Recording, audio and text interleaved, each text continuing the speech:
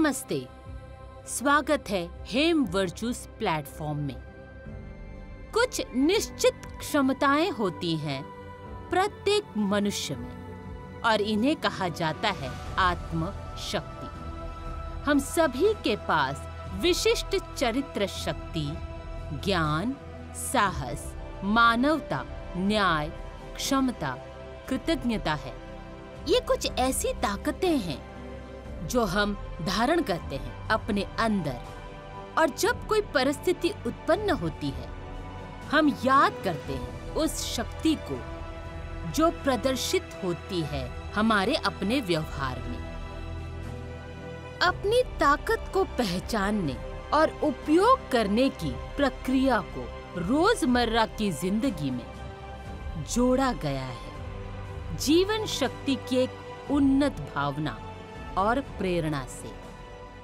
मानसिक शक्ति की क्षमता है निपटना विभिन्न तनावों या चुनौतियों से जब वे उत्पन्न होती हैं, और तब भी प्रदर्शन करती है सर्वोत्तम आपकी क्षमता और शक्ति का। आइए हम देखें संकेतों को कि कैसे हम एकीकृत कर रहे हैं आत्म शक्ति के मूल्य को।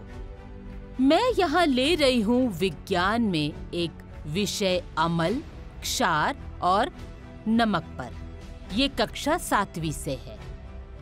एसिड को स्पष्ट किया है एक ऐसे पदार्थ में जिसमें होता है हाइड्रोजन आयन और जिसके पानी के घोल का स्वाद खट्टा होता है, जो नीले लिटमस को लाल कर देता है और निष्क्रिय कर देता है क्षारों को।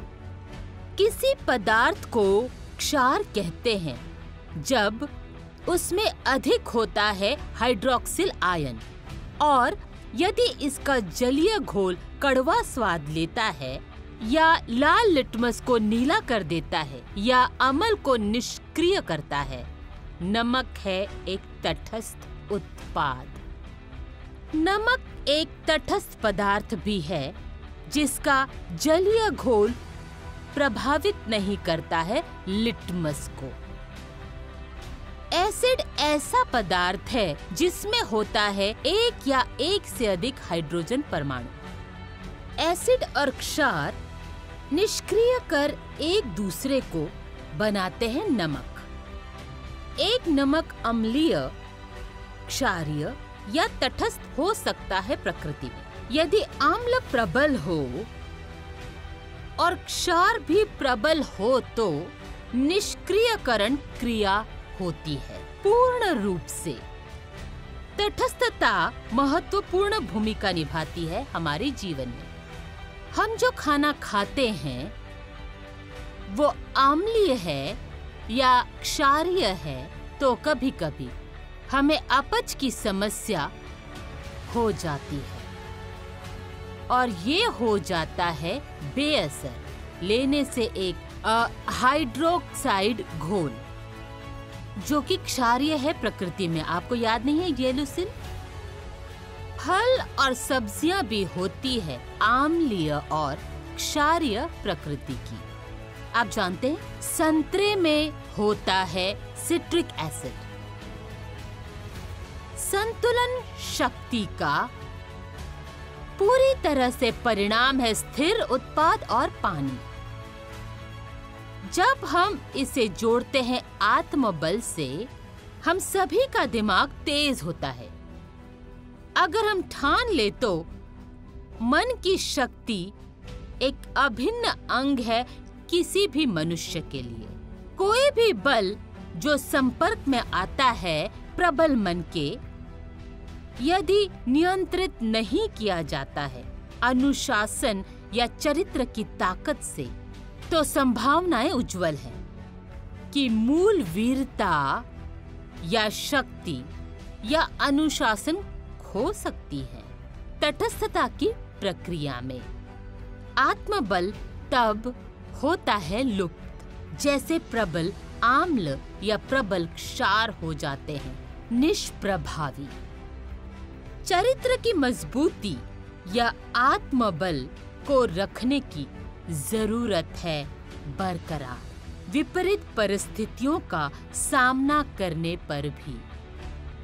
हालांकि अपनी ताकत को बेअसर करना ये निर्भर करता है हम पर।